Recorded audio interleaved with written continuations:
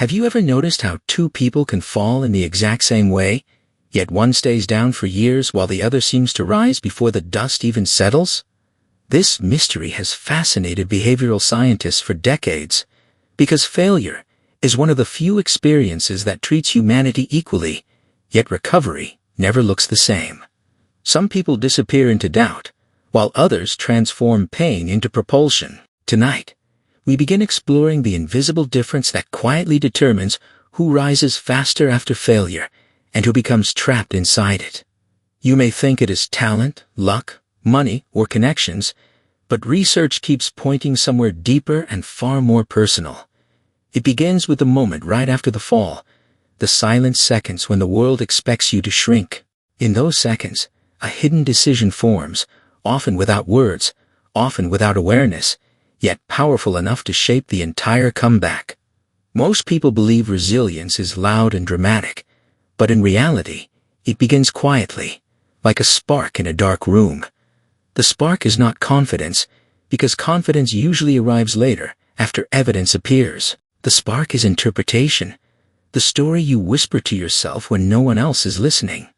This idea was often repeated in the gentle lessons of Dr. Grandpa Henry, who believed that the stories we tell ourselves shape the speed of our healing.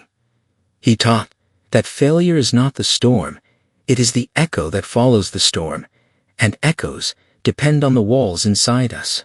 Imagine two identical setbacks arriving at two different minds. One mind treats the event like a verdict, final and heavy, while the other treats it like a message written in invisible ink. The difference seems tiny at first, almost too small to notice, yet it quietly begins changing everything. Here is where the suspense begins, because the truth is both empowering and uncomfortable. If the speed of your comeback depends on interpretation, then the barrier is not outside you. It is closer than you think, closer than opportunity, closer than support, closer than timing. It lives in the meaning you assign to the moment when everything feels broken, and this realization can feel unsettling, because it removes the comfort of blaming circumstances, but it also unlocks a powerful possibility, the idea that recovery might be accelerated in ways most people never consider.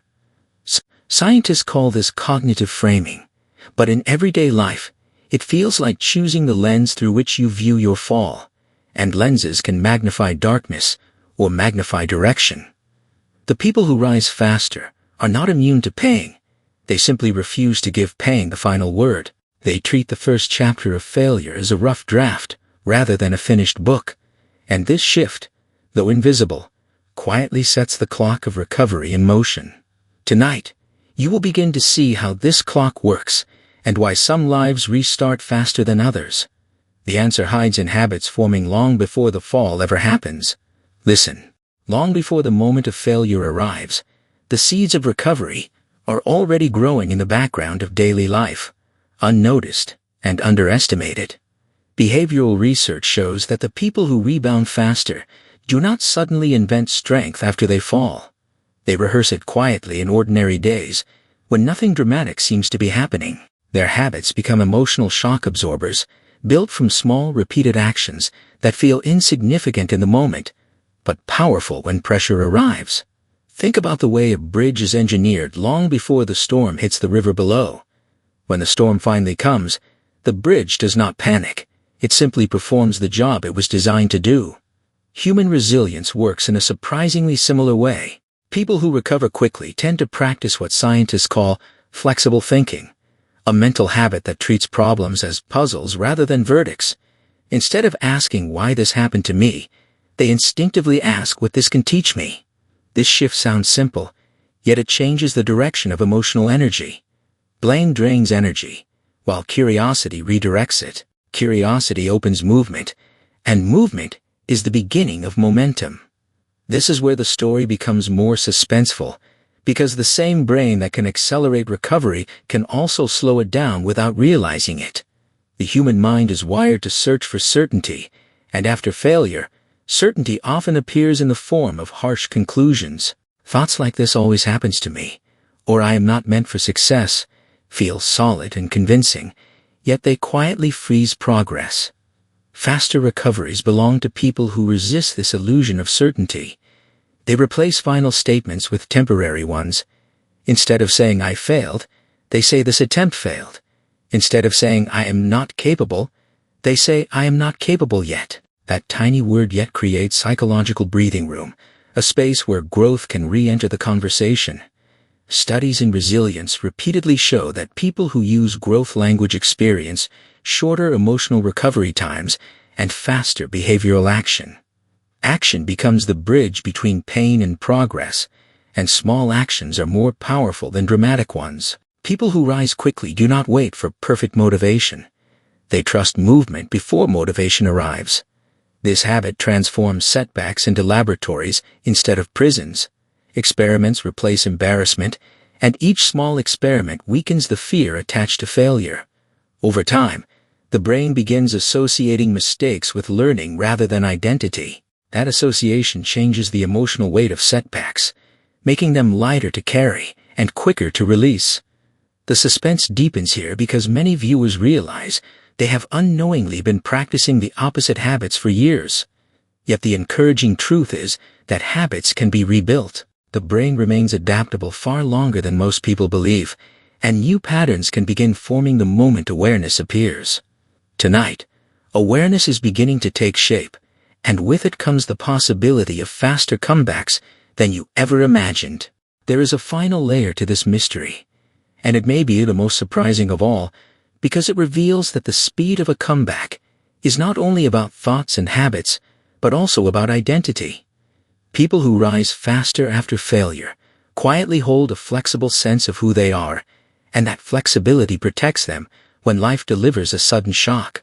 When identity becomes rigid, every setback feels like a personal contradiction, a threat to the story someone believes about themselves.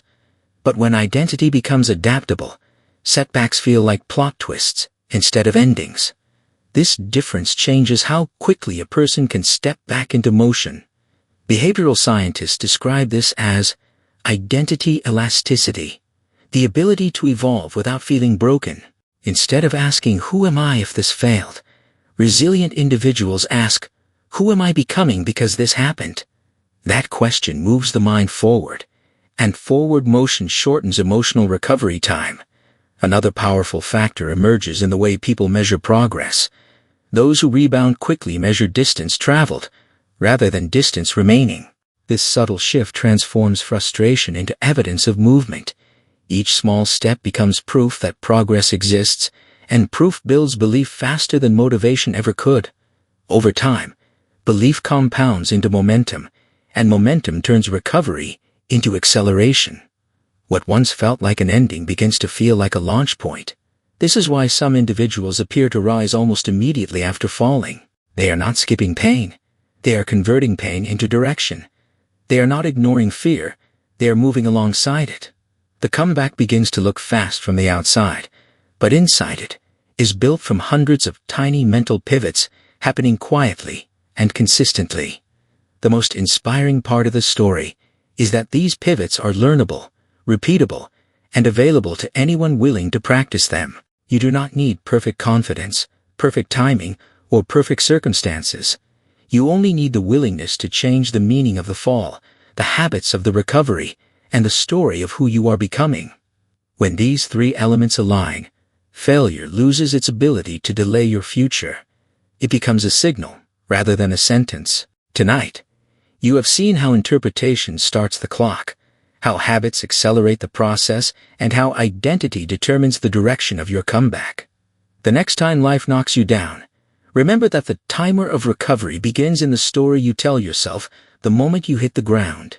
And that story can always be rewritten, starting today, starting now, starting with the belief that rising faster is not reserved for a special few, but available to anyone ready to begin again.